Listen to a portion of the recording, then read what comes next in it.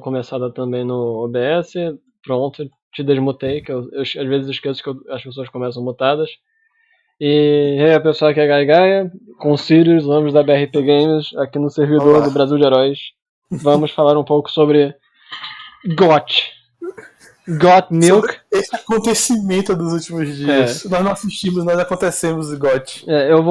A gente vai falar especificamente do episódio, mais do episódio 3, né? 3 e 4 até o 4. Até o 4 da oitava temporada. É que é muito difícil, eu prefiro falar mais do 3 e do 4, porque se eu começar a falar do 5 sem você ter visto o 5, que o 5 ele retorna um pouco a 1 e 2 e aí é importante ter visto o 5. Então a gente vai focar no 3 e no 4.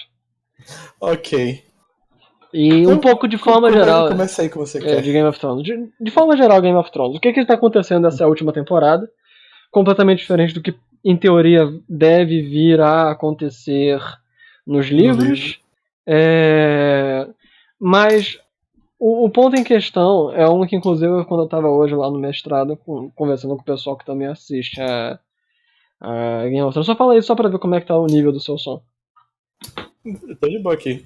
Não, era só pra ver no nível da gravação, mas tudo bem. De forma geral, em Game of Thrones nós temos dois momentos. Nós temos um momento crucial que muda a série.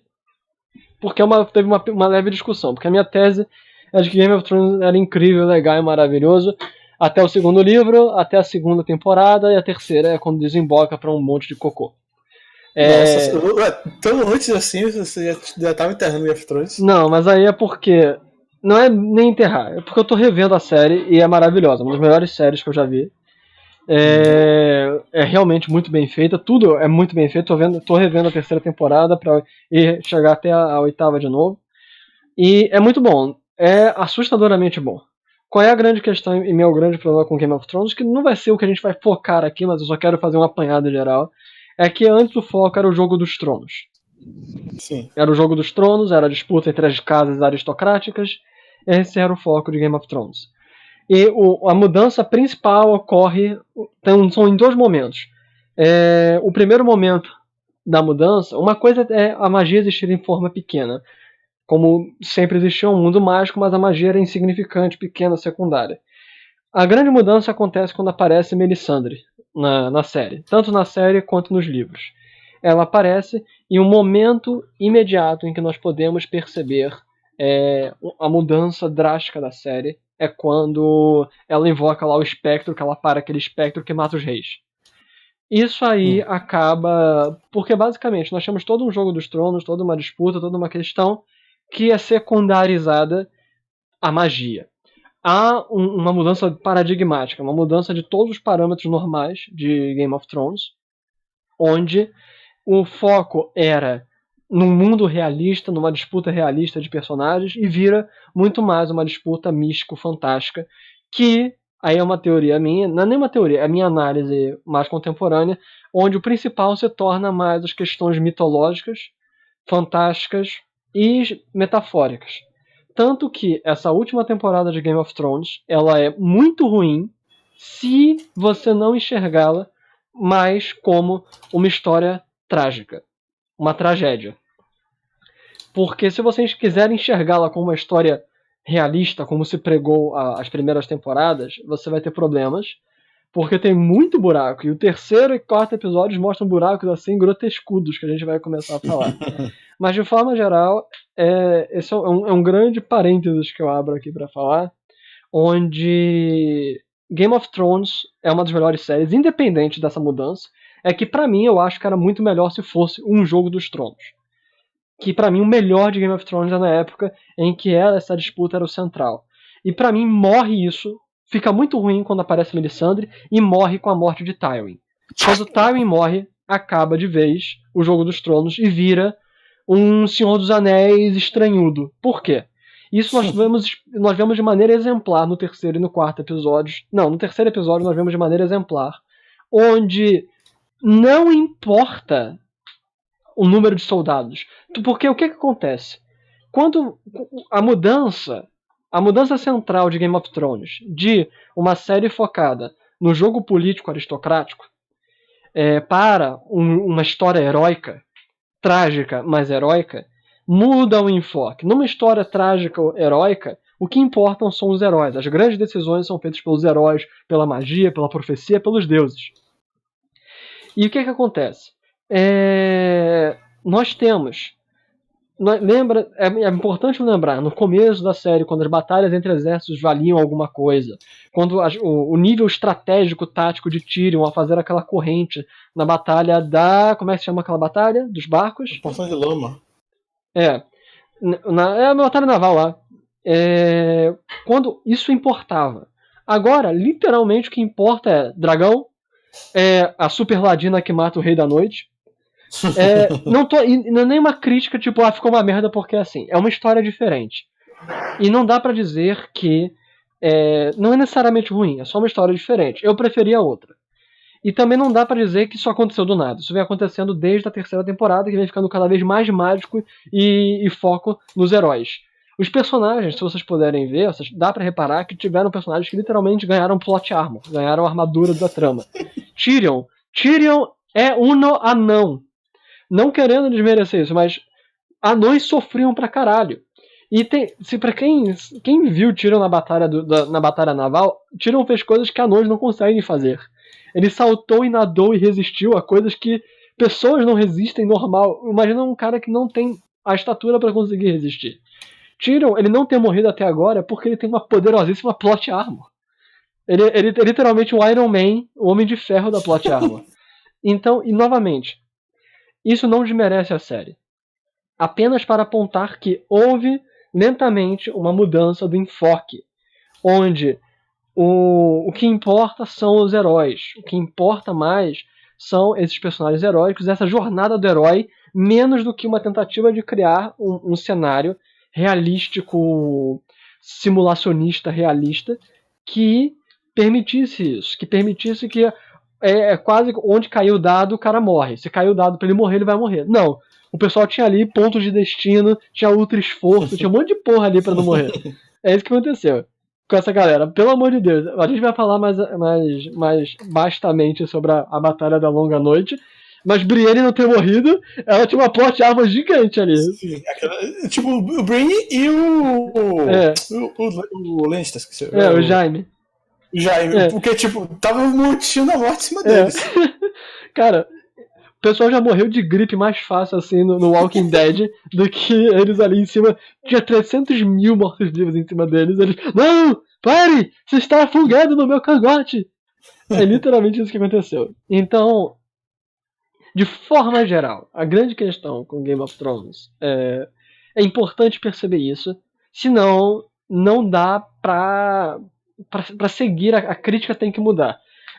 Que é uma das críticas principais nesses últimos episódios não é realista, não é meu Game of Thrones, não sei o que. Aí, cara, você tem que perceber que a história virou um pouco Harry Potesca. Com literalmente bruxos aparecendo na forma de Bran.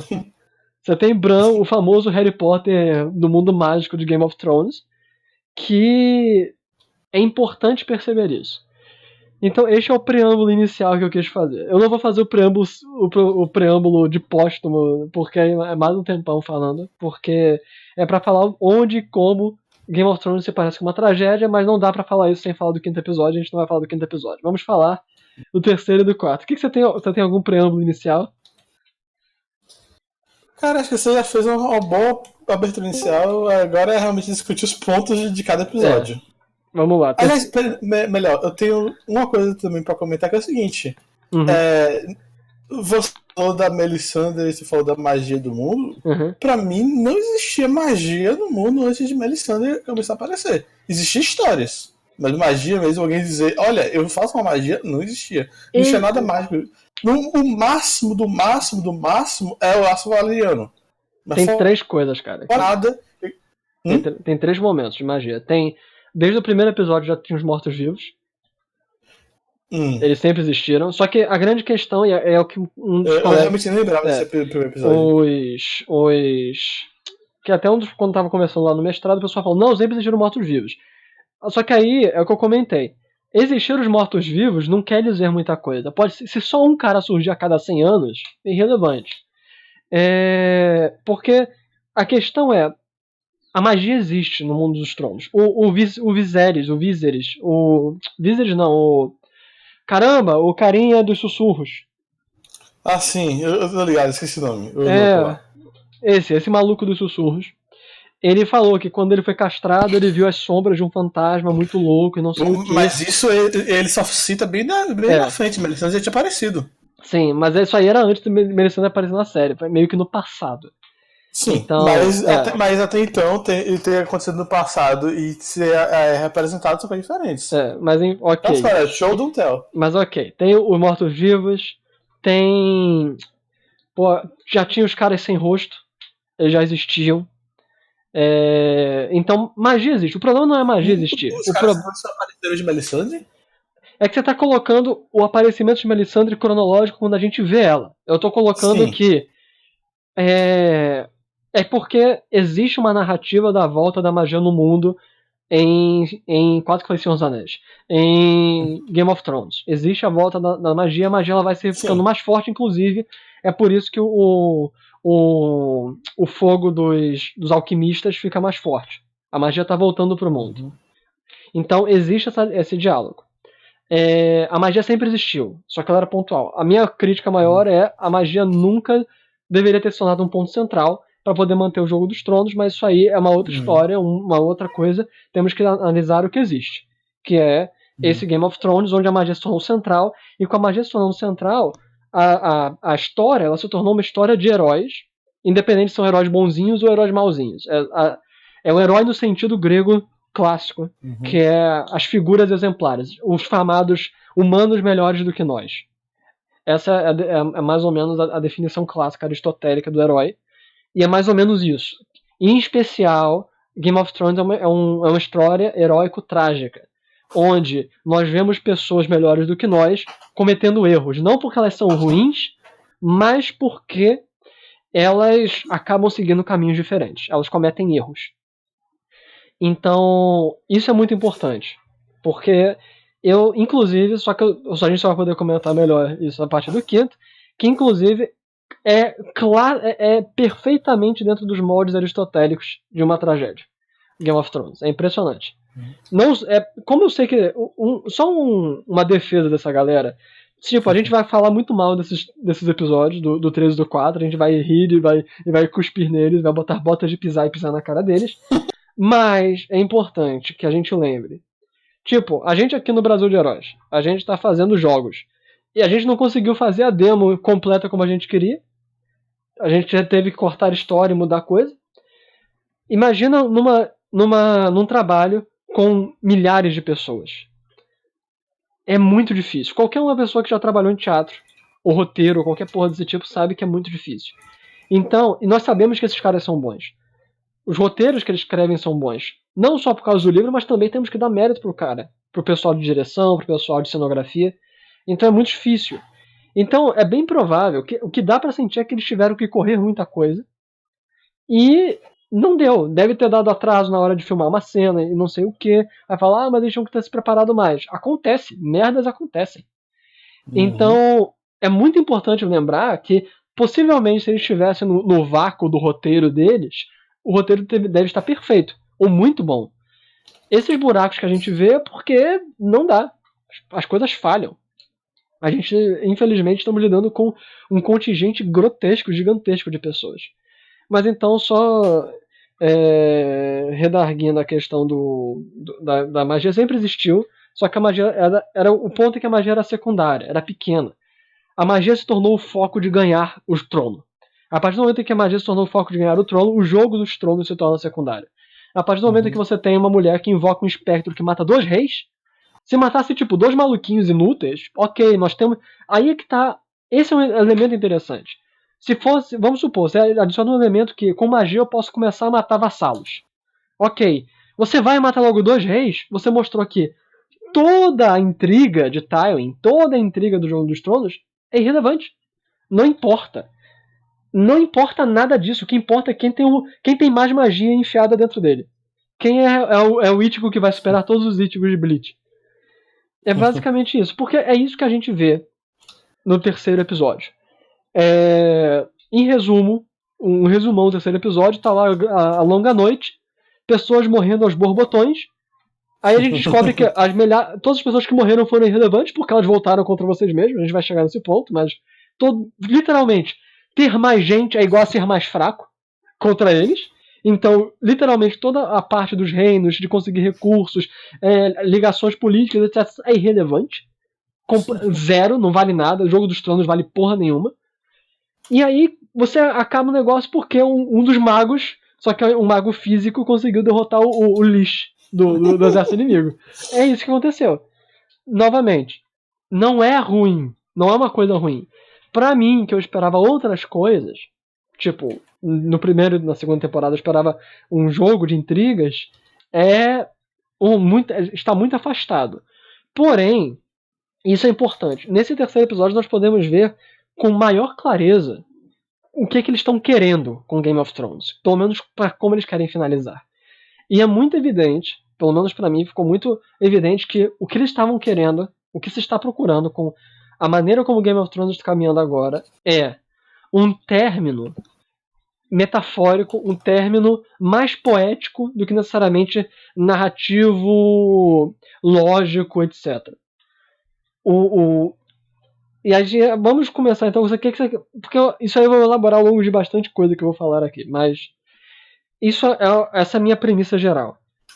Essa última temporada, Game of Thrones, ele está muito mais próximo de uma história, de uma tragédia clássica grega, em que o mais importante é mostrar trazer emoções específicas, suscitar emoções nas pessoas através da demonstração das falhas de grandes personagens e usar de metáforas e alusões e construções imagéticas para causar em nós seja o compadecimento, seja o terror, seja a raiva, mas se tornou isso, muito mais do que vou aqui mostrar de uma maneira magistral o incrível jogo político desse mundo fictício. Não é isso. O que importa é criar um quadro bonito, que impacte as pessoas. Então, e aí eu vou defender um pouco mais. Eu acho que é a estranheza que todo mundo está tendo com o Game of Thrones, uma quantidade considerável de pessoas está tendo com o Game of Thrones, é isso, essa realização de as coisas eram o Jogo dos Tronos e começou a virar tragédia grega. Eu acho que as pessoas estão... Eu acho que de forma geral é um pouco diferente disso, porque já não é Jogo dos Tronos propriamente desde a 4ª temporada, cara. Porque nós tínhamos um joguinho dos tronos, mas quando começou a ressuscitar gente morta, o carinha invocou a espada de fogo, ele morre e volta, morre e volta, morre e volta, veio o cadáver do montanha. Quando os dragões vão ficando cada vez maiores e mais indestrutíveis. Essa porra... Mas a questão é a seguinte, até então, fora o fantasma que matou os 2 reis, isso não importava no grande esquema das coisas. Uhum. É tipo, o que importa pro reino que tem um maluquinho que morre 19 vezes e volta? Nada. O maluquinho da espada. Tipo, que bom, Moitinho. Significa que eu posso torturar mais pela eternidade. Isso não significava nada pro grande esquema das coisas. Mas no momento em que tudo se girou em torno de ok, nós não devemos mais lutar, nós temos que esquecer tudo e ganhar da magia, aí as coisas começaram a realmente desandar um pouco. É interessante, porque é uma virada e o pessoal tá surtando muito, que a 8ª temporada ela deu uma guinada muito forte para a tragédia, e não é nem para a tragédia, é para a construção, essa construção mais imagética, mais metafórica das coisas. E realmente o Jogo dos Tronos foi jogado assim, tem um ventilador rodando, o cara ele pegou, ao invés de jogar no ventilador, ele saltou pela janela com o papel. E ele não caiu, ele saiu voando.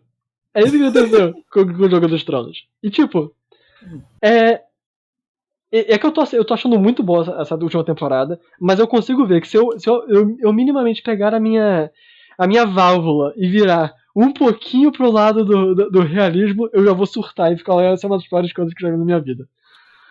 Porque vamos então falar qual é a premissa da Longa Noite. O que você quer fazer aí, a premissa da Longa Noite, esse terceiro maravilhoso episódio? É melhor você discorrer, porque eu acabei me perdendo em pequenos fatos e posso acabar deixando uma coisa de fora. Você viu as sobrancelhas do cara? Ok.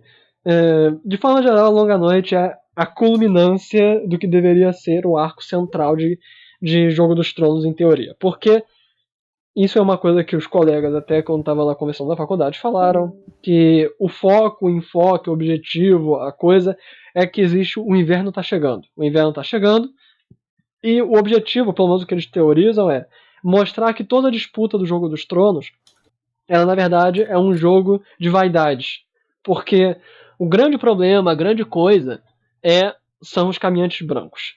E a culminância da Longa Noite, que é a chegada do Rei da Noite, e com todos os caminhantes brancos, zumbizões, fodões, e como sendo a grande, maior ameaça aos reinos, seria para mostrar a insignificância do Jogo dos Tronos e a importância da união.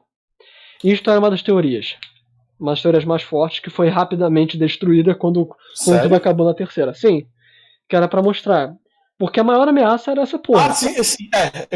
Porque não fez sentido pra mim esse terceiro episódio. Que, tipo, tá tudo construído pra ser isso. Pra mostrar da verdade, etc. Sim. E de repente, blá. Eu particularmente achei muito bonito. E isso aí, só que aí vamos começar a entrar em castelos sobre castelos de construções a partir das coisas. Nós temos que falar pelo menos do episódio. E o que acontece é que era isso que estava sendo construído. E, em resumo, um resumão desse terceiro episódio. Obviamente, quem está ouvindo até agora sabe todos os spoilers do universo, então, blub. Acontece que chega o Rei da Noite, ele chega com os exércitos. A gente vai entrar em detalhes porque é a pior batalha que eu já vi. É literalmente a pior batalha que eu já vi. Cara, tem batalhas piores. Não, existe batalha pior de ser, tipo, de ser mal feita.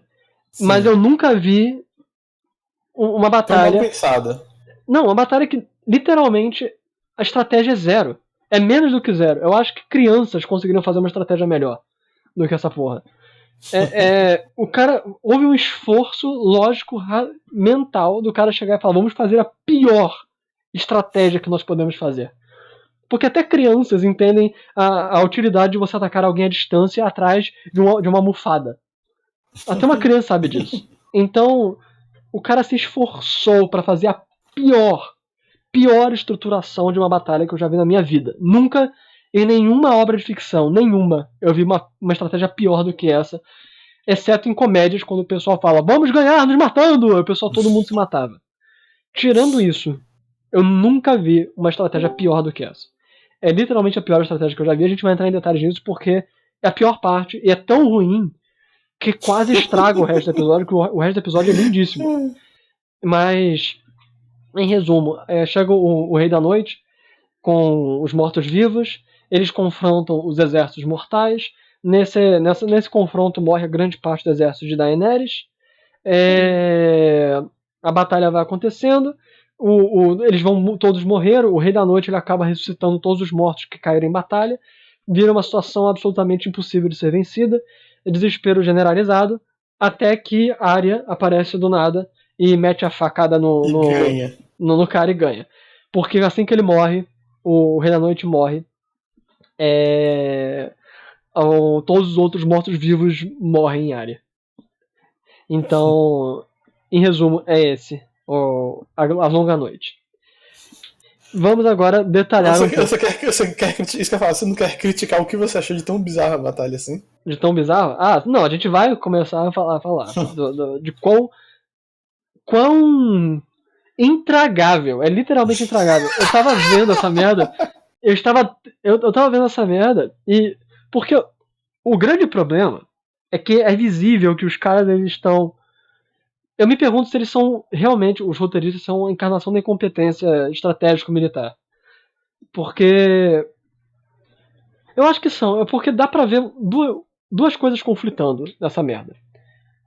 Uma das coisas... porque tem dois interesses nessa porra. O interesse número 1 é criar algo belo, algo poético. Sim. E essa última temporada, ela é cheia... Tipo, a cena da diária é puramente estética. Sim. Não só, esse episódio, na verdade, do ponto de vista estético, de sobreposição de imagens, de música, essa última temporada é a melhor. Que, tipo, as outras temporadas tiveram momentos ótimos de construção, de mostrar intriga. Tem uma cena em que Tywin, na terceira temporada, ele tá sentado numa mesa e ele tá esperando o Mindinho, acho que é Varys, que é o cara dos segredos, Varys. o Tyrion, o Pincel, o Maester, que morreu depois, e a Cersei. E aí tem 4 cadeiras para... Tem 3 cadeiras... Aliás, tem 4 cadeiras paralelas a ele. Ele tá numa das pontas da mesa. Aí cada um vai se sentando, mais próximo, menos próximo. Aparece Cersei do nada. Ela puxa uma cadeira e se senta ao lado direito dele. E aí o Tyrion, ele só tinha sobrado uma cadeira, ele arrasta essa cadeira e senta na outra ponta da mesa. Isso é perfeito. Isso é uma construção maravilhosa que determina personagens, posicionamentos ideológicos, blá blá blá. Maravilhoso. Só que não é necessariamente poético. Não é uma construção poética porque você não está tentando fazer metáforas a partir de imagens que não estão sendo ditas. E essa 8ª temporada é cheia disso. O terceiro episódio ele tem imagens maravilhosas, que dá pra ver que há uma luta entre o realismo versus o mitológico, o mítico, o fantástico, o poético. O que acontece? E aí nós podemos ver. Por exemplo, existe de um lado que é muito difícil lutar. Dá pra ver que, pelo menos eu sinto isso, que os caras não são burros, eles já fizeram cenas na escuridão. Vamos falar de um dos traços básicos desse episódio, que ele é tão escuro que dói. Não dá pra ver nada. Mas eu achei isso maravilhoso. E a escuridão, ela só existe até mais ou menos a primeira metade do episódio. Sim. A partir de então as coisas ficam mais claras, mas a escuridão, ela serve pra compor a cena. Como você falou, quase como uma coisa poética, um quadro. Sim, é isso que eu ia comentar. Existem 2 critérios. No critério do poético, é bonito a gente ver uma porra dessa. É bonito. E é a cena dos Dothraki se jogando contra a escuridão, enfrentando como se eles fossem estrelas, e as estrelas vão se apagando uma a uma porque vão morrendo, e não sei o que. E há um enorme barulho, e depois seguido de um enorme silêncio, e começam a voltar só os cavalos. Isso tudo é muito bonito. O problema é que isso imediatamente se choca com a realidade que isso não faz nenhum sentido do ponto de vista estratégico militar. Os Dothraki não sabem disso. Os Dothraki vão seguir o que a porra da Daenerys falar. E a Daenerys sabe batalha, e se ela não sabe, ela conversou com a galerinha. E de forma geral, o Winterfell fica em cima de uma colina, com uma posição defensiva normal de um castelo. E você não avança com cavalaria abaixo uma colina, especialmente quando você não está vendo o inimigo. Aliás, um avanço contra inimigos no meio da escuridão é uma das coisas mais idiotas que você pode fazer. Aí, mas o bicho tá atacando à noite. Vocês têm um castelo. Sabe pra que servem castelos? Para o pessoal ficar dentro deles. Aí, mas o que eles vão fazer? Eles podem atacar com armas de cerco que eles têm. Que atacam... Não, eles só tinham aqueles trabucos que meio que foram inúteis. Não, os trabucos eles acertaram no começo. E aí depois chegaram os mortos e destruíram os trabucos. Sabe por quê? Porque eles não estavam do lado de dentro da Exato. muralha. Os trabucos estavam do lado de fora da muralha. É surreal. Então, o que nós vemos é um conflito de interesses entre fazer poesia, e tem muita poesia nesse episódio. Esse é um dos piores episódios em muitos aspectos, é uma das piores coisas já filmadas na história humana, e ao mesmo tempo é uma das melhores. É assustador o nível de contraste.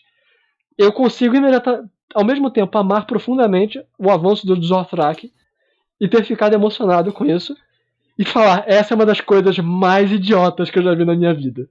Ok, então isso meio que já faz sentido pra mim, porque eu tive sentimentos assim mais pra frente no episódio. Porque... Eu só não conseguia colocar em palavras na hora, mas eu estava confuso, feliz e com fome ao mesmo tempo. Tipo, vocês, como é que é? Vocês estão curados, mas ainda estão com fome. Porque esse é o grande problema. Dá pra ver que os caras pensaram muito em imagens estéticas e poemas com imagens que eles quiseram impactar. É visível. Esse episódio inteiro é muito lindo se você literalmente desligar a realidade concreta de uma batalha. É um dos melhores episódios já feitos. Se você pensar criticamente, é uma das piores coisas já filmadas. Isso é o problema. Isso é um problema muito sério. Daria pra ser os dois. Como é que você faria os dois? Vamos supor que os Dothraki tenham ficado dentro do castelo, os mortos começam a avançar e vencer as defesas, não sei o que, e blá blá blá. Ou então os Dothraki não ficaram, eles não gostavam de ficar mesmo dentro da cidade, eles ficaram fora. E aí quando começam os mortos a subirem nas muralhas, vem os Dothraki numa onda e começam a tentar bater nos mortos e impedem que eles avançam por um tempo, mas todos acabam morrendo. Mesmo efeito, e você aliaria poema, a função poética, com a função realística lógica. Então, faltou. Aí chega aquele momento que fala, infelizmente eles podem ter pensado nisso. Mas, primeiro, não foram só eles que pensaram. Eles precisaram de dezenas de pessoas para ajudarem nessa arrumação e pode chegar que no final eles já são... de produtores. Produtores podem dizer, não. Tem problema de filmagem, vai ver filmar isso seria muito difícil.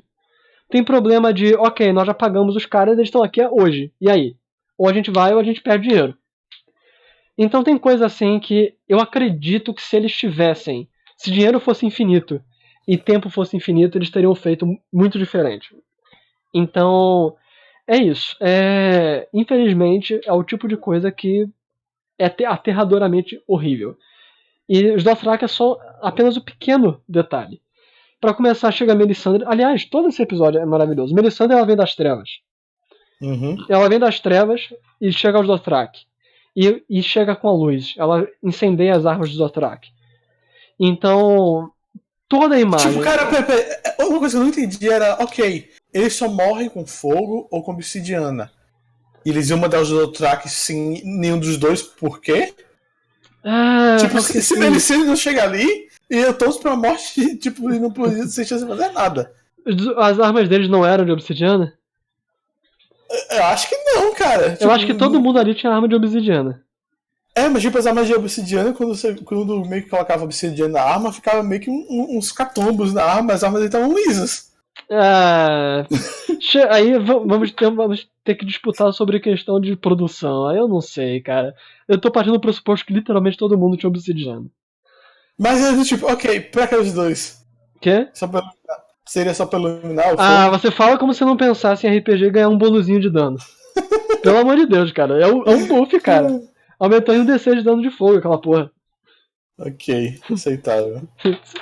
Pô, eu ainda colocaria um chocalho pegando fogo na frente da minha arma pra, sei lá, vai que dá um debuff nele no ataque. Pô, eu tô inventando zumbi, quem sabe? Eu botaria fogo no meu cabelo pra ver se ajudava. Então, tipo... Mas é isso. Os Dothraki são o primeiro momento. E eu nem sabia direito que eram os Dothraki. Eu pensava que era outra cavalaria além dos Dothraki, mas eram só os Dothraki, aí ok. Mas enfim, os Dothraki são o primeiro passo. Porque eu fui vendo essa guerra, eu fui pensando muito bem como é que eles vão preparar as defesas, como é que foi colocada. E tudo, vamos fazer um arranjo geral de tudo que tá errado nesse posicionamento tático militar pra gente chegar à parte muito boa desse episódio. Que é quando eles se fodem completamente. Para começar, eles colocaram as paliçadas em volta do castelo, ok. E colocaram os soldados em frente das paliçadas. Sabe o que vai acontecer? Vai chegar o pessoal, vai empurrar-se nas paliçadas e vocês vão ser empalados pelas próprias paliçadas. É isso que vai acontecer. É surreal. É surreal. Eles fizeram 300 de Esparta em volta de um castelo. Não é assim que faz um 300 de Esparta. Eles não tinham... Literalmente, eles tinham um portão. Eles não têm arma de cerco. Eles são mortos-vivos. Você só tem que ficar na frente do portão com seus 300 de Esparta. E, literalmente, vocês poderiam matar 100 mil mortos ali. Eles têm a versão do mundo do Game of Thrones dos espartanos, que são os Unsullied. São os... Como é que é em português? Os Imaculados. Os Imaculados. Vocês literalmente têm os 300 de Esparta. Só que muito melhor. Porque vocês têm 300 de Esparta que podem ficar, só precisam de tipo uns 20 espartanos ali pra impedir que os caras passem. Então, é muito, muito melhor que as Termópilas. É algo assim que literalmente daria pra 100 pessoas... O Leônidas daria um braço pra aquela situação. Daria pra... Com 100 pessoas você seguraria 10 mil, 100 mil pessoas. É ridículo a situação que eles tinham. Então... era literalmente... Eles colocaram paliçadas, colocaram a galerinha mais forte, defensora, poderosa na frente das paliçadas pra serem empurradas e mortas nas próprias paliçadas. E quando eu vi assim, eu vi que eles colocaram as armas de cerco. Tanto que eu vi Eu tava vendo o episódio, eles colocaram as armas de cerco na frente dos espartanos. Tipo, é quase como se não tem explicação. Explicação zero. Eles colocaram as armas de cerco na frente dos pensadores. É como se o mago ele tirasse a roupa, jogasse o Grimório no chão, fizesse uma bolinha e começasse a rolar na direção dos oponentes enquanto os guerreiros ficassem atrás. É isso! Cara, e eu pensando assim, eles tem uns trabucos, não sei o que, o trabuco foi, arremessou, e dá pra ver a bola de fogo pegando no exército inimigo, dá pra ver pegando nos mortos, tipo na escuridão que estão os mortos. Uhum. Elas foram úteis, mas só tiraram uma vez, óbvio, porque os bichos chegaram e comeram os trabucos. E, tipo, como é que isso deveria ter sido? Pra gente não ficar 2 horas falando da tática militar, que foi a pior que eu já vi na minha vida. Como é que deveria ter sido? Vocês têm um castelo. O castelo serve pra você ficar dentro dele e nunca sair. Então, bota a galera toda dentro do castelo. Os soldados em posições defensivas. Coloca a porra dos trabucos na porra do castelo. Fica lançando trabucada nos mortos-vivos pra sempre. Nunca pare de jogar trabuco. Se o pessoal começar a morrer, não sei o que, joga cadáver. Porque um cadáver cai em outro cadáver, pelo menos mata um dos cadáveres. Porque aquela Não, coisa... porque eles são imunes a tudo que não são fogo. eles são literalmente imunes? Do tipo, eles tomam a porrada, mas não param de se mexer. Ok, mas se eu transformar ele num pedacinho de gosma no chão. Ok, ajuda. É isso, é que eu tô falando. É aquela coisa, ele pode não morrer. Mas se você literalmente. É que nem aqueles monstros de Left 4 Dead, não, de Dead Space. Se arrancar os braços e as pernas, acabou. Ou se você destruir a coluna dele, ele vai ficar se contorcendo no chão. Vai vou te morder, foda-se. Então, é isso. Tudo que era preciso era botar trabuco dentro, botar paliçada em volta, e mais do que paliçada, você literalmente joga todo o lixo do universo em volta do castelo. Faz com que eles demorem pra sempre pra chegar. E trabuqueia eles até o infinito. É só isso. Bem, eu até concordaria com isso, mas o problema é que, tipo, eles mostraram que eles têm capacidade de atravessar lixo escalando uns aos outros. Sim, isso a gente viu. E é uma das coisas que eu tava pensando. Eu tava vendo o episódio pensando, vai ver o número deles é tão grande que eles precisavam matar alguns pra impedir que eles fizessem uma onda de mortos-vivos e subissem pelo muro. A grande questão... Foi exatamente o que aconteceu. A grande questão... Mais ou menos. Eles literalmente... Eu agora não lembro se eles colocaram escada. Eles colocaram escada? Os mortos-vivos? Não. Eles subiram... Eles literalmente subiram uns nos outros. Não, eles fizeram isso pra passar nas paliçadas, mas eles colocaram as... Não, nas paredes foi Guerra Mundial Z. Um subia em cima do outro e chegou no castelo. Ok. Então, de forma geral, qual é a tática que eles deveriam ter feito? Cavar um fosso em volta do castelo. Eles tiveram quanto tempo pra arrumar? Pouco, eles tiveram pouco tempo. Essa é a questão. Pouco tempo é quanto pouco tempo? Eu não sei, mas o que deixaram implícito é que eles não tinham tanto tempo pra poder ficar aí pra sempre arrumando as coisas. Ok, se eles... aí vem alguns problemas. Nós já descobrimos que o fogo do dragão é um fogo destruidor de universos. Daria pra você usar o fogo do dragão e fazer um fosso em volta do castelo. Mas tudo bem. Vamos supor que não dê, vamos supor que whatever. Se eles literalmente tinham nada. Zero. Vamos supor que eles tinham 0. Óleo fervente. É inútil contra os mortos-vivos. Óleo fervente? Sim. Literalmente tem que ser fogo. Sim. E do tipo... você joga óleo fervente em coisas que literalmente não sentem dor e não morrem, por isso é inútil. Você tá jogando óleo fervente derrete braço e osso. Tipo, ok, você vai ter como cuidado daquele tal de óleo fervente pra poder matar o quê? É isso. 200 zumbis? 200 zumbis? Isso é nada. Ok, não, mas eu pensava que eu não sabia que tinha que ser literalmente fogo. Aí vem as questões de quanto fogo. É foguinho, se eu botar fogo num pano e passar na cara dele, ele toma dano? Isso parece que passar um fogo no pano e passar na cara deles morre, porque os zumbis encostaram no fogo e automaticamente param de se mexer. Ok. Tática então número 2.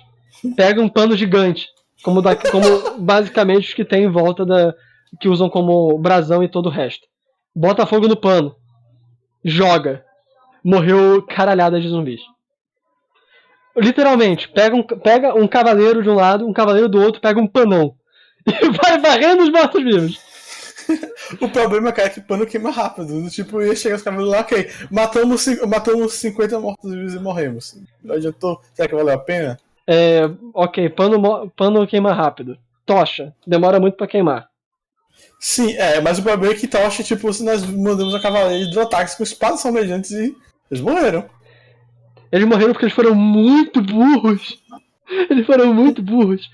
Se literalmente. É que eu tô por fora de quão vulneráveis eles são a fogo, mas se eu pegar e se literalmente transforma o pessoal que tá em cima dos muros carregando lancinha com a frente de fogo, tipo tocha.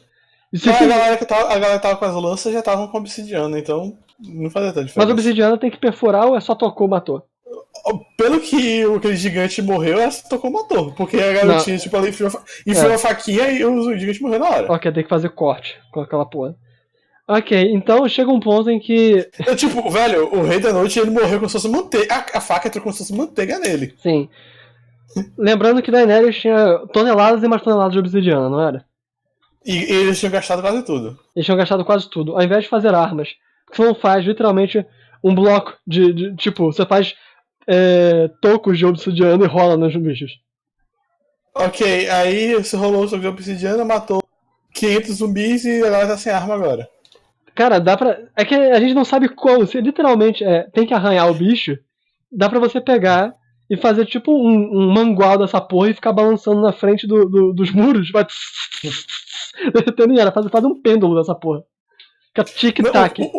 Isso eu ainda acho meio estranho, mas o que eu realmente achei bizarro que não fizeram tipo, eles só colocaram obsidiana nas partes, tipo, laterais, tipo, na parte onde fica protegendo os arqueiros.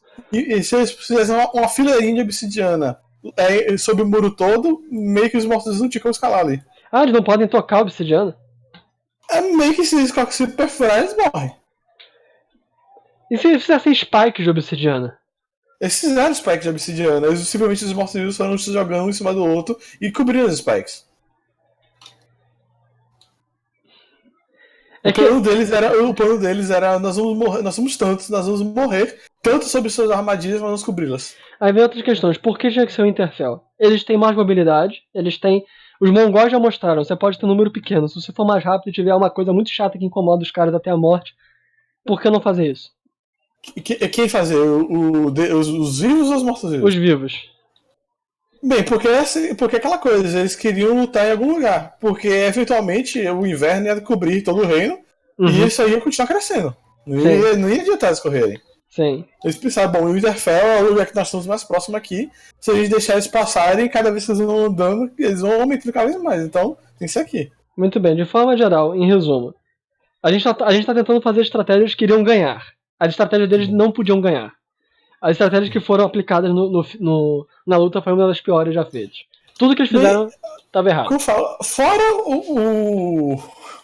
os trabucos lá de fora, os Dothraki se jogarem no meio da escuridão sem ver nada. Cara, mas eles não tinham muito o que fazer, não. Tinha, eles podiam esperar, eles podiam ser uma cavalaria, agir como uma cavalaria. A cavalaria não vai loucamente no meio do exército inimigo, ela flanqueia, ela faz outras coisas. Ainda mais você faz numa descida, que é quando os cavalos não são das melhores coisas. Então, basicamente, de forma geral, os Dothraki foram estúpidos. Os guerreiros na frente da paliçada foram estúpidos. Sim, isso também é bizarro. Se literalmente fogo mata essas merdas. Tocou no fogo, morreu. Eles tinham que ter focado nisso. Literalmente faz um mar de estacas com uma pessoinha. Eles deixou claro que eles não tinham tanto tempo. Se eles tivessem tempo, eu acredito que eles poderiam fazer tudo isso, mas eles não tinham tempo. Outras estratégias o pano com fogo é melhor do que então você gastar recurso com trabuco.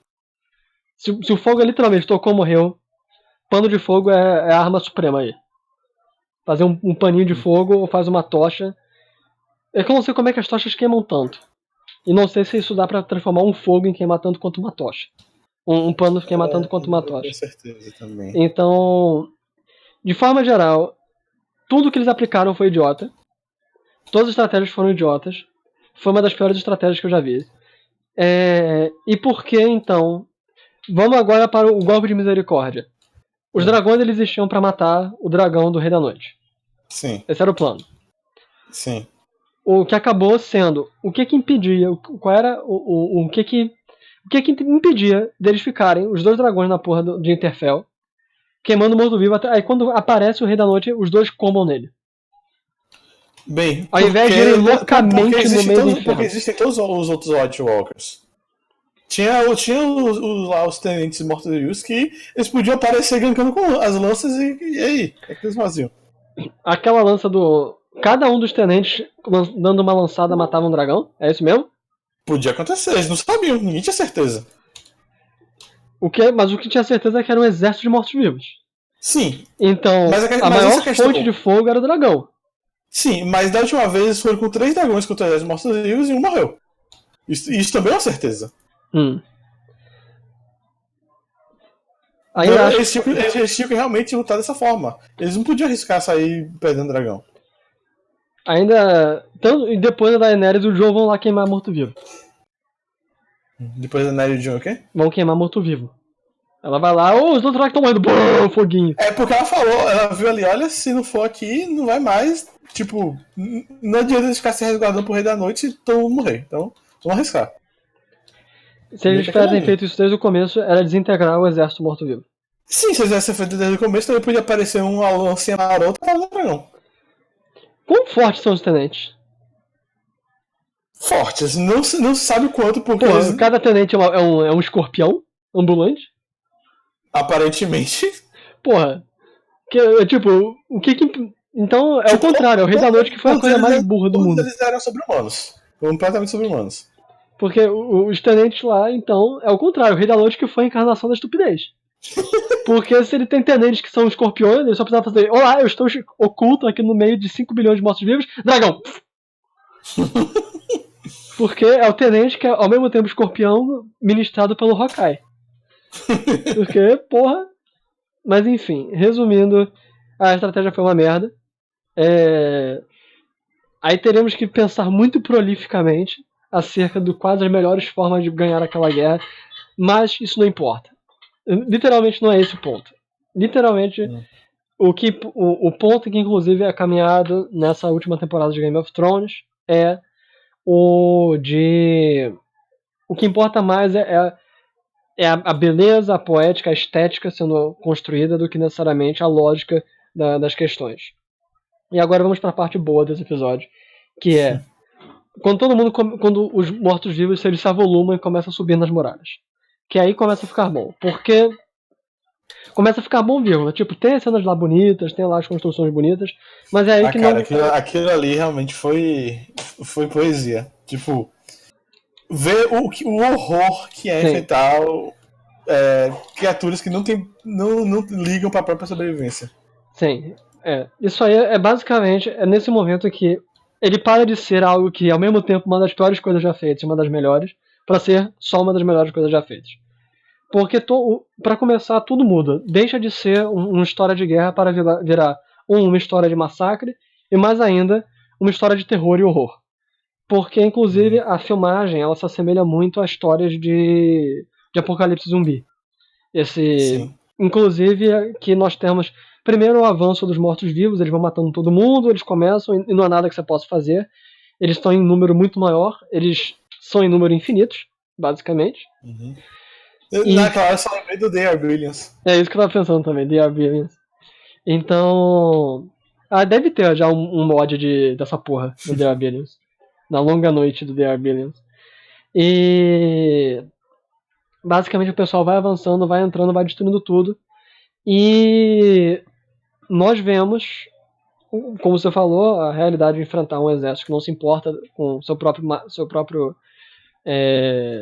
segurança, só que mais do que isso, ele tem uma frase que é muito bonita que o Clegane fala, que começa a pegar fogo em Interfell, ele começa a travar e fala: você tem que se mover, cara, você não pode ficar parado. Alguém fala para ele e ele diz: nós não estamos enfrentando alguém, estamos enfrentando a morte. E essencialmente é isso. O episódio ele faz uma construção muito boa de que em nenhum momento há nenhuma chance de vitória. E é muito interessante porque é muito sutil, mas o episódio ele é construído magistralmente. A partir do momento que eles começam a perder, o pessoal pega as calças que estavam caindo no chão e fala: agora vamos escrever com vontade. Porque o episódio ele se escreve de maneira magistral. Por quê? Tem, por exemplo, quando aparece o gigante morto-vivo, que é morto pela garotinha. Sim. Então, ela ganha do gigante, mas a catástrofe continua acontecendo. Uhum. Então, o episódio inteiro ele é construído dessa forma. Existe o exército de zumbis que está avançando, mas há vitórias acontecendo nessa batalha. Nós temos Arya, que ela enfrenta alguns, acaba machucada, começa a fugir, e tem toda uma cena de stealth, de furtividade dela, que é maravilhosa. A cena Metal Gear do filme. Metal Gear. Que ela vai, mata e consegue. Numa hora que ela vai ser morta, que juntam os zumbis para matarem ela, vem o Clegane e o cara da espada de fogo. Qual é o nome do cara da espada de fogo? Sim, também não. Qual é o nome dele? Não lembro, não. Ok. O cara da espada de fogo, o caolho, ele aparece. E ele salva a área, mas ele acaba se matando para salvá-la. Mas, de qualquer forma, são pequenas vitórias. Não é uma derrota absoluta. Então, o episódio ele é construído numa situação constante, quase na fábula esópica, onde o cão morde e lambe, morde e lambe. Ele está sempre dando uma pequena esperança de que dá para sobreviver. Porque esse episódio inteiro ele é construído de tal forma, pelo menos nesse momento, em que a situação é horrível, vai morrer muita gente, mas vai sobreviver alguém. A sensação que ainda está sendo passada é essa, porque, de forma geral, não é literalmente um apocalipse onde os prédios estão caindo, pessoas e todos estão morrendo. Não, está havendo resistência. Apesar de Clegane falar, estamos enfrentando a morte, tem uma resistência. E aí, nós temos então a construção de que Daenerys encontra o Rei da Noite. Ela encontra o Rei da Noite, é nesse momento que ela encontra o Rei da Noite, e ela lança o fogo nele. Do dragão. Ela tá no dragão e manda o fogo do dragão no Rei da Noite, mas ele não morre. E a partir daí, as coisas ficam ainda mais tensas, porque o Rei da Noite começa a avançar, o dragão da Daenerys, ele começa a avançar. Como é que é essa parte? Ele avança, e é aí que aparece o Daenerys cai do dragão também. Ela cai do dragão, um monte de zumbis sobe em cima do dragão e derrubam. Ela cai do dragão, o dragão acaba indo embora. O Rei da Noite começa a avançar em direção ao Winterfell, e aparece Jon Snow falando: eu quero te matar! Eu vou lá com a espada dele para matar o Rei da Noite. E na hora que todo mundo achava que ia ter a batalha final entre o Rei da Noite e o Jon Snow, o Rei da Noite levanta os braços e todos os mortos na batalha começam a ressuscitar. Porque, de certa forma, pelo menos a impressão que eu tive é que eles poderiam vencer se não tivesse acontecido. Eu posso estar errado, mas a impressão que eu tive é essa. Eu diria que existia uma possibilidade. Porque morreu muita gente, e pelo número dava pra ver que meio que dava pra conseguir ganhar. Não tinha mais tanto morto-vivo.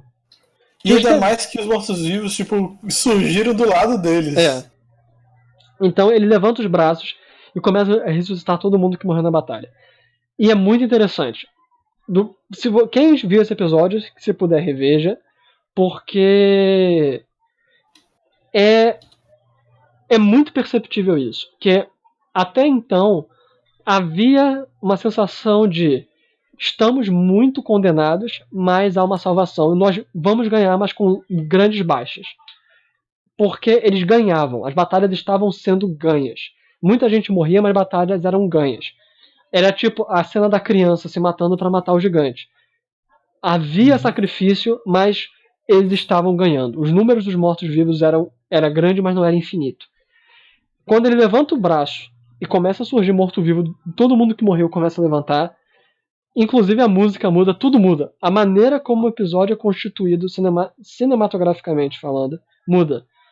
E o tom muda completamente de uma batalha desesperada pela sobrevivência para os momentos finais. É literalmente uma despedida. É construído todo esse resto desse episódio como uma despedida, o último momento de todos os personagens. Você vê assim a maneira como eles olham, a maneira como lutam, o pessoal já morrendo sem força pra nada. Você vê uma das cenas mais bonitas desse episódio, que é Tyrion segurando na mão de Sansa e beijando a mão de Sansa. Você se lembra dessa? Sim. Então, essa cena é uma das mais bonitas. Porque eles têm várias conversas ao longo da negócio e é bem feito e são os dois melhores personagens assim que falaram nesse episódio. E eles estão na cripta porque eles são ou mulheres ou não têm capacidade de lutar. São velhos, crianças, mulheres e anões. Então eles não têm capacidade de lutar na guerra e ficaram nas criptas. Só que das criptas começaram a surgir os mortos-vivos. Algumas pessoas começaram a falar: é idiota saber que o cara ressuscita mortos-vivos, como é que você não vai pensar nisso?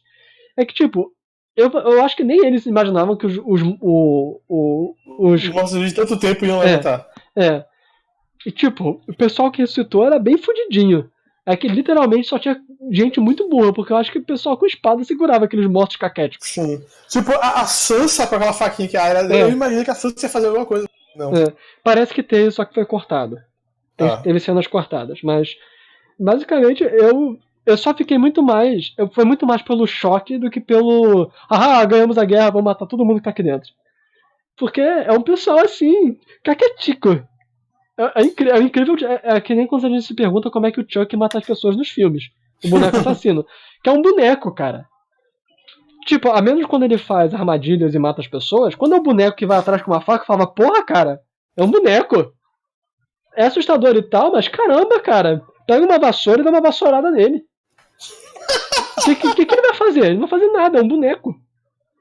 Então, é tipo, tá lá o morto-vivo, vai te matar, vocês correndo no chão. Então, isso é algo assim que eu falei, é mais pelo choque. E é isso, quando ele levanta as mãos, o Rei da Noite, e os mortos-vivos ressurgem, vira literalmente um momento de despedida. Você começa a ver que não há mais esperança, a esperança morre, e é muito bonito o Rei da Noite não enfrentar o Jon Snow. Porque... Antes de falar essa parte que ele não enfrenta, fala a parte do sorriso. Sim. Tipo, até então ele era mais uma força que um personagem, ele era uma situação. Ele era completamente indiferente, covarde, não no sentido que ele era medroso, mas no sentido de as táticas dele eram completamente indiretas, ele não se envolvia. Ele era completamente frio e de repente, quando ele vai tomar aquele ataque da Daenerys, que ele sobrevive, com ele dá aquele sorrisinho, pra mim me tirou um pouquinho. Aí eu gostei, mas eu entendo o seu ponto de vista. Eu gostei porque é lembrar que ele não nasceu essa porra, ele foi transformado, foi um ritual que transformou o Rei da Noite. Ele foi um ser humano, assim como o Bran é um ser humano. É importante lembrar. Eu preferia tê-lo como apenas uma força, mas é a vida. É isso, é que tipo, eu achei interessante porque mostra que há ainda alguma coisa de humano nele. Dá as duas visões são completamente aceitáveis. Tipo, querer ele como uma força da natureza ou querer ele mostrando alguns respaldos do que ele foi. Que é meio o Bran. O Bran, ele também, apesar de estar menos humano agora, ele ainda é humano. Então, se ele fosse tipo um elemental, literalmente um avatar do cara, que ele surgiu, nunca foi humano, aí eu chamaria isso de plot hole. Ele realmente não faz sentido. Porém, como ele foi humano, foi um ritual que o transformou nessa porra, aí vai depender do que os caras quisessem, e eles quiseram isso. Então, eu não vejo tanto como um problema. Mas eu entendo que poderia ter sido. Não serve pra mim, apenas tipo, não queria. Aí ele levanta a mão e o Jon Snow não enfrenta. Isso pra mim é interessante. Porque não só destrói, é um contra as expectativas, mas pra mim o mais interessante é que... a cena. É a construção. É que realmente, como tudo nesse episódio, para fazer o quadro bonito, vê-lo rindo da última opção, da última esperança, faz um bom, eu sei. É isso, porque Jon Snow era o predestinado a matar o Rei da Noite. Ele é o cara, ele é um Stark, ele é um caralho a quatro, ele foi da muralha, ele foi da porra toda. E quando isso é impedido a ele, meio que é um golpe de misericórdia mostrando, não há esperança. Não, vocês que estão procurando esperança, não há. Não existe esperança. Não, aqui não há uma questão, o Rei da Noite, a chance dele perder para Jon Snow era praticamente zero. O cara é um super-humano, 300 milhões de vezes mais forte que aquele maluco. Então, literalmente, um golpe de espada dele ia quebrar a espada do Jon Snow e matá-lo. Não é que era mágica. Era mágica com poder da amizade? Ok. Ele podia pisar forte no chão e a onda de impacto derrubá-lo. Eu não sei se é tão épico, mas enfim. Tudo bem, pode não quebrar a espada, mas meu Deus, se um gigante bater num ferro indestrutível na minha mão, ele vai destruir meu punho. Então... Parece que a lógica não era bem assim, porque o último White Walker bateu o Jon Snow e simplesmente aparou de boa com a espada mágica dele. Mas era o White Walker Tenente? Era o White Walker Tenente. Aí ele não sabe quão forte a diferença entre Enfim, irrelevante. Isso é literalmente irrelevante. Uhum. Porque... Mas, tipo, no mínimo, aquela Zorra tinha um reflexo sobre-humano. Que ele, tipo, ele não só como ele segurou a área antes do fim inevitável, como ele segurou a Zorra de uma lança no ar. Sim. Então, mas no final das contas é irrelevante. É irrelevante porque não é esse o ponto. Nunca foi esse o ponto. A batalha não era pra acontecer. Porque ali, quando ele levanta os mortos e quando o Jon não vai enfrentar, etc., e começa a caminhar para o fim do episódio. E nós vemos que é quando começa a música do Rei da Noite. Que detalhes, eu acho horrível esse nome. O nome, a música que aparece nos últimos 8 minutos e meio finais do episódio, que o nome dela é O Rei da Noite, The Night King. Eu acho o nome horrível. Porque eu acho que poderia só simplesmente ser chamado The Last Night, ou The Night, ou qualquer porra assim. Mas The Night King, essa não é a música dele. Não é a música dele. Essa é a música da culminância dessa cena. E esses últimos 8 minutos e meio são uma das melhores coisas que eu já vi filmadas. Esse é um dos episódios mais absurdos que eu já vi na minha vida. Porque ele literalmente vai da pior coisa que eu assisti para uma das melhores coisas que eu assisti.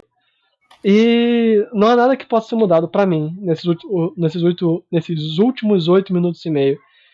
Que foram... Nós começamos a ver os personagens basicamente se despedindo. Nós vemos 300 bilhões de mortos-vivos em cima de Brienne, de Jaime. Nós vemos Tyrion beijando a mão de Sansa, eles indo avançar contra mortos-vivos numa investida desesperada. Nós vemos que literalmente não há mais o que fazer. Tem mortos-vivos em todos os lugares. Nós vemos tudo pegando fogo, pessoas morrendo. Nós vemos nenhuma saída em lugar nenhum. Nós vemos o Rei da Noite encontrando o Bran naquele santuário interno. Theon, ele avança contra o Rei da Noite e morre. O Rei da Noite segura a lança, quebra e mata o Theon com a própria lança que ele quebrou. Nós vemos o Ser Jorah, não é? O Jorah, que era o cara que gostava...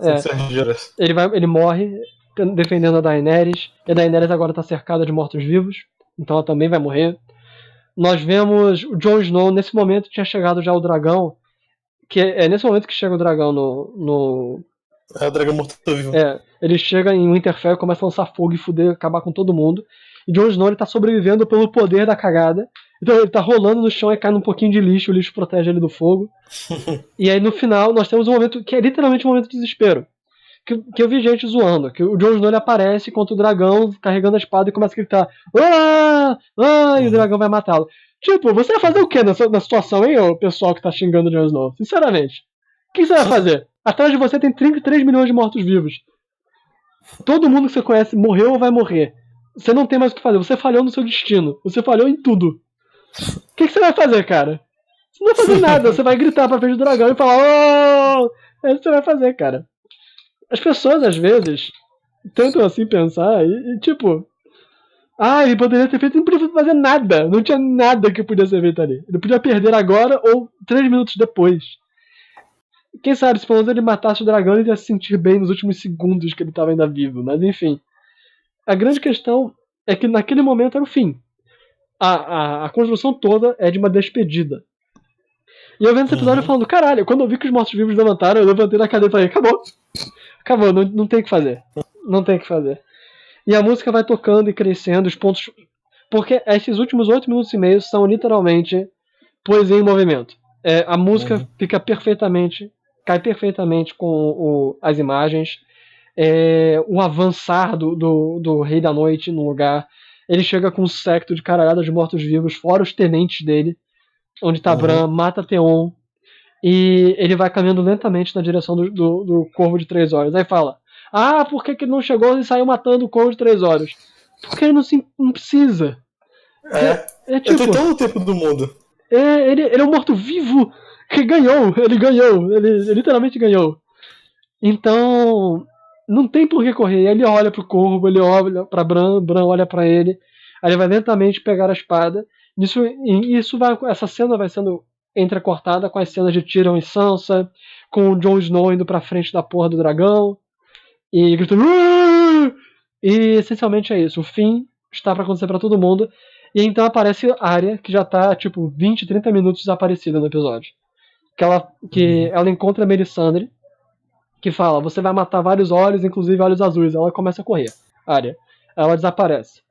Então ela aparece do nada. Ela literalmente aparece do nada. Cara, não, esse é o momento dos olhos. Que era curioso, que tava de teorias que esse negócio dos olhos azuis eram os Lannisters que ela ia matar. Sim. Mas na hora que ela falou olhos castanhos, às vezes eu, holy shit, olhos azuis são os mortos-vivos. É. E aí a Arya aparece literalmente do nada. Ela parece inclusive desfocada, que ele vai puxar a espada, ela aparece atrás voando com a faca na mão. Ela literalmente vem da escuridão. Ela aportou ali. Ela tá na portolha. E aí vem pessoas falando, tipo, você mesmo também apontou, que era literalmente um carnaval ali. Tinha caralhada de mortos-vivos pra todos os lados. De onde que ela veio? Então, olha, aí vem uma questão. Nós estamos num mundo de mágica, onde eles já escolheram que a magia vai superar a razão nesse mundo. É isso que é uma das coisas que já escolheram. Tem um maluco que nasceu 19 vezes. Tem outro maluco que é o Montanha, que ficou ainda mais forte e mais imorrível. Tem a Melisandre que invoca fogos e demônios que matam reis. Então, tipo, você ter o Ladino de nível 20, eu não me importo de ter o Ladino de nível 20. É literalmente o poder dela é esse. Ela tem o poder de ser indetectável. Cara, mas é porque isso não foi. As outras coisas já tinham sido estabelecidas. Isso literalmente foi estabelecido nesse episódio e depois que eu falei, ok, agora que está estabelecido, por quê? Porque ela apenas não ganha. Sim, é isso aí a gente vai... O grande problema é que não foi demonstrado como, porque há uma menção de Arya ter chegado, que aparece um ventinho voando na cara de um dos tenentes. Sim, aquele ventinho ser Arya apenas me deixa mais irritado com a cena. Basicamente, ela estava correndo tão rápido, que ela estava conseguindo fazer vento ao redor das pessoas ali dela. O que eu queria, pra mim, se não tivesse literalmente um carnaval de mortos-vivos ali, eu ficaria de boas. Sim. Eu concordo. A única razão de eu não dar rage nessa cena é porque o ponto dessas 8 minutos e meio finais é pra ser... não é o ponto dessa lógica, da lógica racionalista. É mais realmente da construção de uma cena. Não, mas eu entendo a sua argumentação sobre a ideia de ser uma cena, no sentido de ser algo para ser admirado.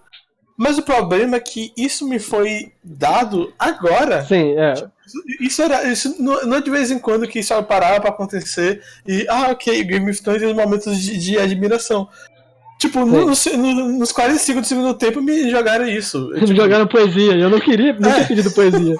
Exatamente. Eles jogaram um bolo muito bonito na minha mesa, mas eu não queria comer a sobremesa. Exatamente isso. Então, é basicamente isso.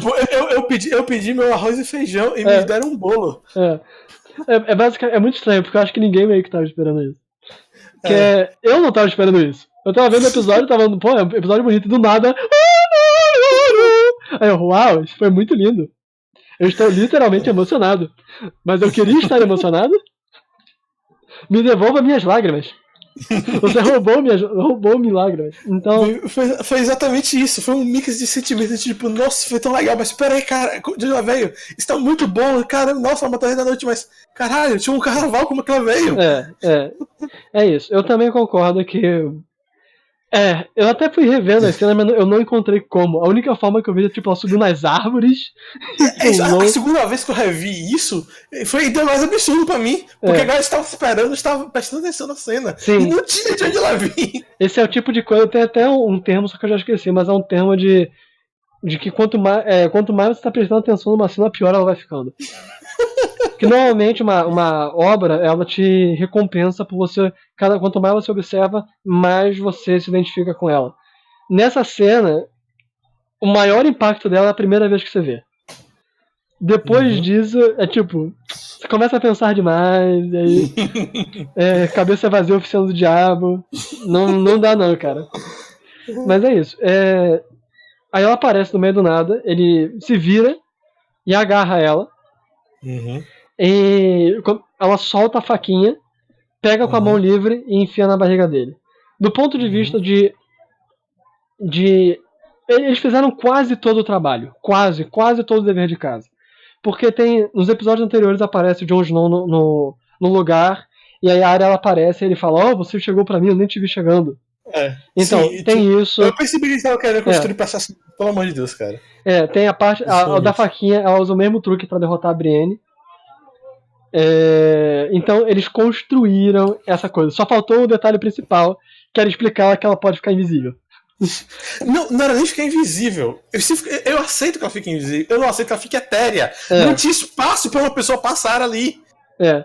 Ou então poder dizer que ela poderia ter pego a cara de um dos tenentes. Sim. Alguma porra.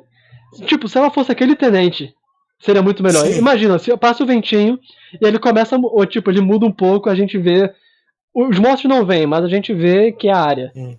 E ele começa a andar, e aí corta, e aí depois aparece a área pulando. Isso seria muito melhor. Se fosse, teria sido muito melhor que ela tivesse pego o rosto dele, tivesse matado um dos tenentes. A gente pressupõe que ela matou um dos tenentes e roubou o rosto dele. Então, faria muito mais sentido. Agora, é isso. Talvez tenha sido cortado alguma coisa, não sei. Mas, isso foi bem, bem ruizinho. Mas isso não desmerece de forma geral. Esse pra mim, esses 8 minutos e meio são uma das melhores coisas. Que aí, quando ela mata o bicho, todos os mortos-vivos começam a morrer. Tudo começa a ser destruído e eles ganham. Inclusive no episódio seguinte, eu me incomodei muito e tava tendo os funerais e do tipo, não era um quarto das pessoas que morreram ali. Verdade. Os famosos funerais que... Você sabe quanto custa filmar um funeral? Pressuponhamos que eles pegaram os pedaços, eles já fizeram um pré-funeral antes, queimaram já e jogaram ali as cinzas pra serem queimadas junto com os outros. O que eu tava imaginando eles queimaram a ralé e ali mais de amigos caídos. Todos os outros, todo mundo do Rei da Noite tinha sido queimado antes. É possível. A única maneira que faz sentido. O problema é que é o seguinte, muitas das pessoas que voltaram com mortos. Sim, é isso, tipo, foi todo o exército do Rei da Noite mais metade do exército da Daenerys. Sim. Então só queimaram quem? Quem foi queimado ali? Foi ali, tipo, ali tava vindo alguns amigos da galera. Tipo, era dos Daenerys, do amigo de Jon, etc. Sim. Mas é isso, tipo, se era uma pira pra queimar todo mundo que morreu naquela guerra, pelo amor de Deus, era pra dar um várias das cinzas ali. Vai ver, era pilha só pra matar gente importante, só pra queimar gente importante. É isso, daí isso é a pilha da gente importante. O resto foi pra vala normal e queimaram no fogão mesmo da cozinha. Mas, cara, a gente já tá falando há muito tempo, a gente não vai falar agora do quarto episódio não, a gente pode pausar e gravar de novo e ver o próximo episódio, mas algum fechamento com relação ao terceiro episódio? Acho que não. Acho que foi um bom encerramento sobre isso tudo.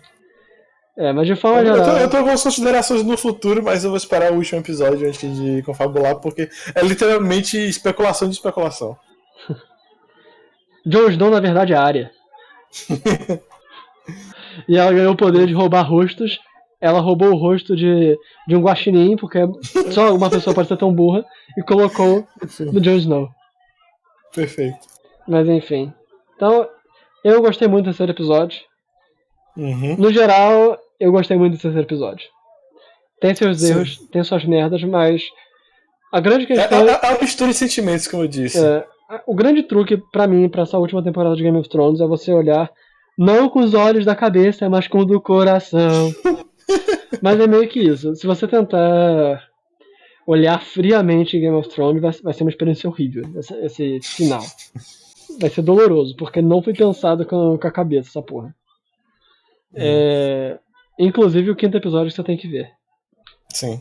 Então, vamos tirar o ursinho e terminar essa gravation. A gente vai postar isso, ver se eu consigo postar. Sai ursinho. E agora eu vou tirar esse vídeo aqui.